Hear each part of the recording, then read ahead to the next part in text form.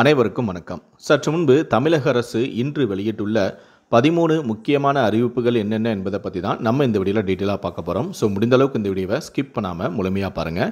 இந்த வீடியோக்குள்ளே போகிறதுக்கு முன்னாடி இந்த வீடியோக்கு ஒரு லைக் பட்டனை ப்ரெஸ் பண்ணிடுங்க.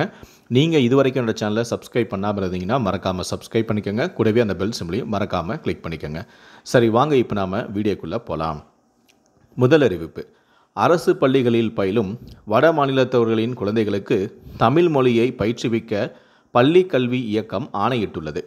வட மாநிலத்தவர்களின் குழந்தைகளை அரசு பள்ளிகளில் சேர்க்க ஊக்குவிக்க வேண்டும் எனவும் பள்ளி கல்வி இயக்குனர் தெரிவித்துள்ளார்.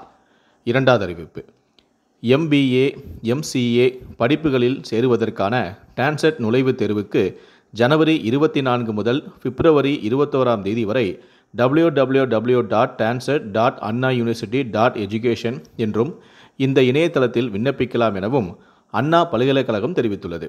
முதுகலை பொறியியல் படிப்புக்கான ME, MTech, MPlan, MArch இந்த படிப்புகளில் சேருவதற்கான CEETA தேர்வுக்கும் விண்ணப்பிக்கலாம் எனவும் அறிவிப்பு ஒன்றை வெளியிட்டுள்ளது.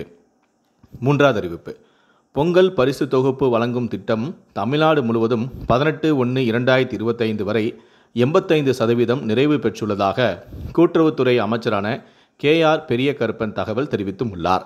மேலும் மீதமுள்ள பயனாளிகளுக்கு பொங்கல் பரிசு தொகுப்பு வழங்கும் பணியானது வரும் 25 வரை நீடிக்கப்பட்டுள்ளது எனவும் விடுபட்டவர்கள் பரிசு தொகுப்பினை பெற்றுக்கொள்ளலாம் எனவும் கூறப்பட்டுள்ளது. நான்காவது அறிவிப்பு: சேலம் அரக்கோணம் ரயில் சேவைகள் தற்காலிகமாக ரத்து செய்யப்பட்டுள்ளதாக தென்னக ரயில்வே அறிவித்துள்ளது. 20/1/2025 முதல் மறு அறிவிப்பு வரும் வரை செயல்பாடு காரணங்களுக்காக பின்வரும் ரயில் சேவைகள் தற்காலிகமாக ரத்து செய்யப்பட்டுள்ளது என தென்னக ரயில்வே அறிவித்துள்ளது. அதன்படி அரக்கோணத்தில் இருந்து 5:15 மணிக்கு புறப்பட்டு சேலம் ஜங்ஷனில் 10:50 மணிக்கு வந்தடையும் ரயில் எண்ணானது 16087 என்ற அரக்கோணம் சேலம் மெமு ரயிலானது வாரத்தில் 5 நாட்கள் சனிக்கிழமைகள் மற்றும் ஞாயிற்றுக்கிழமைகளை தவிர மறு அறிவிப்பு வரும் வரை தற்காலிகமாக ரத்து செய்யப்பட்டும் உள்ளது. மேலும் சேலம் ஜங்ஷனிலிருந்து 15:30 மணிக்கு புறப்பட்டு அரக்கோணத்தில் 20:45 மணிக்கு வந்தடையும் ரயில் எண்ணானது 16088 சேலம் அரக்கோணம் மெமு ரயிலானது வாரத்தில் 5 நாட்கள் சனிக்கிழமை மற்றும் ஞாயிற்றுக்கிழமைகளை தவிர மறு அறிவிப்பு வரும் வரை தற்காலிகமாக ரத்து செய்யப்பட்டுள்ளது.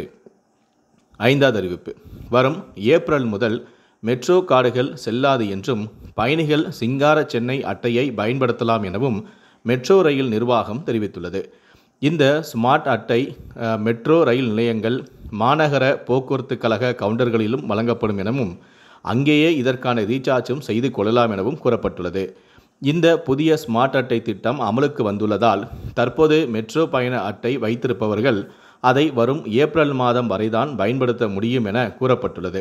எனவே மெட்ரோ கார்டில் ஏற்கனவே ரீசார்ஜ் செய்து வைத்திருந்த தொகையை பயன்படுத்தி முடித்து அந்த கார்டை திரும்ப கொடுத்து டெபாசிட் தொகையான 50 நீங்கள் பெற்றுக்கொள்ளலாம் எனவும் மெட்ரோ ரயில் நிர்வாகம் தெரிவித்துள்ளது. ஆறாவது அறிவிப்பு: மே மாதத்தில் கீழம்பாக்கம் ரயில் நிலையம் பயன்பாட்டுக்கு வரும் என்று ரயில்வே அதிகாரிகள் தகவல் தெரிவித்தும் உள்ளனர்.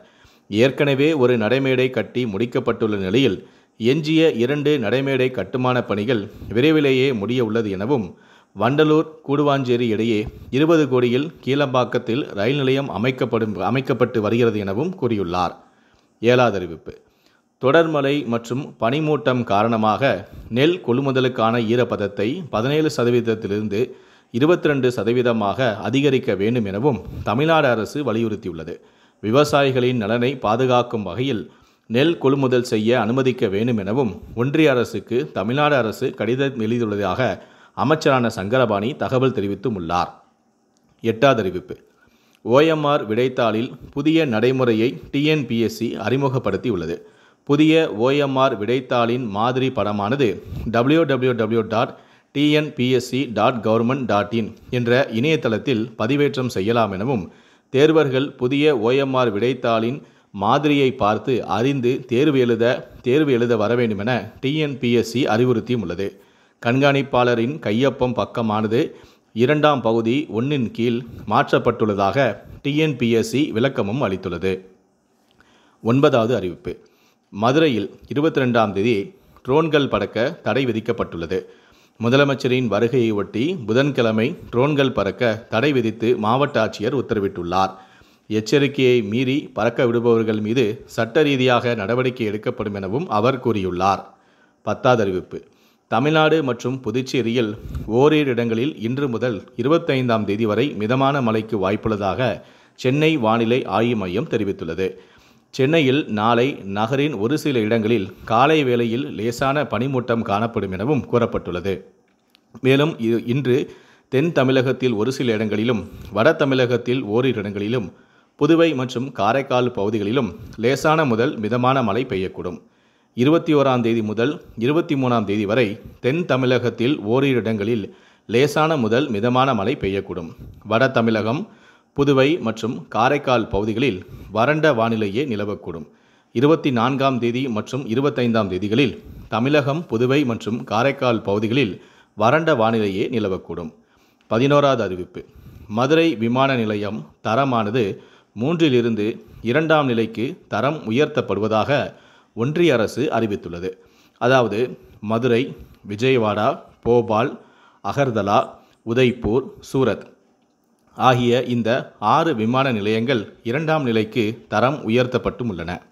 மதுரை உட்பட 6 விமான நிலையங்களை ஒன்றிய சிவில் விமான போக்குவரத்து அமைச்சகம் தரத்தை உயர்த்தியது. 12வது அறிவிப்பு. வன அலுவலர்களுக்கு மாநில அளவில் ஜனவரி 28ஆம் தேதி கோவையில் துப்பாக்கி சுடுதல் பயிற்சி நடத்தப்படும் என விழுப்புரத்தில் வன அலுவலர்களுடன் நடைபெற்ற ஆலோசனை கூட்டத்திற்கு பிறகு அமைச்சரான பொன்முடி பேட்டி ஒன்றையும் அளித்திருக்கிறார். மேலும் வனவிலங்கு பட்டியலில் உள்ள காட்டுப்பன்றிகள் 3 கிலோமீட்டருக்கு அப்பால் வந்தால் சுடுவதற்கு அனுமதியும் வழங்கப்பட்டுள்ளது எனவும் அமைச்சரான பொன்முடி அந்த பேட்டியில் கூறியிருக்கிறார். 13வது அறிவிப்பு. திருவண்ணாமலையில் பெஞ்சல் புயலால் பாதிக்கப்பட்ட 20 குடும்பங்களுக்கு புதிய வீடு கட்டி கொடுக்கப்பட்டுள்ளது. புதிய வீடுகளுக்கான சாவிகளை பொதுப்பணித்துறை அமைச்சரான ஏவாவேலு பயனாளிகளிடம், அதாவது வீடு இழந்து பாதிக்கப்பட்ட பயனாளிகளிடம் இன்று ஒப்படைத்தார். இந்த 13 அறிவிப்புகளை பற்றிய உங்களுடைய கருத்துக்கள் என்ன அப்படிங்கிறத கீழே இருக்கக்கூடிய கமெண்ட் செக்ஷனில் மறக்காமல் சொல்லுங்கள்.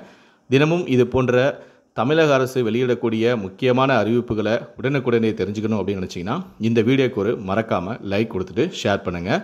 மேலும் இது போன்ற பல செய்திகளை உடனுக்குடனே அப்டேட்டாக தெரிஞ்சுக்கணும்னு நினச்சிங்கன்னா மறக்காமல் என்னோடய சேனலை நீங்கள் சப்ஸ்கிரைப் பண்ணுங்கள். முடிந்தளவுக்கு இந்த வீடியோவை மற்றவங்களுக்கும் ஷேர் பண்ணுங்கள். நன்றி, வணக்கம். மீண்டும் ஒரு வீடியோவில் நாளை வந்து உங்களை சந்திக்கிறேன்.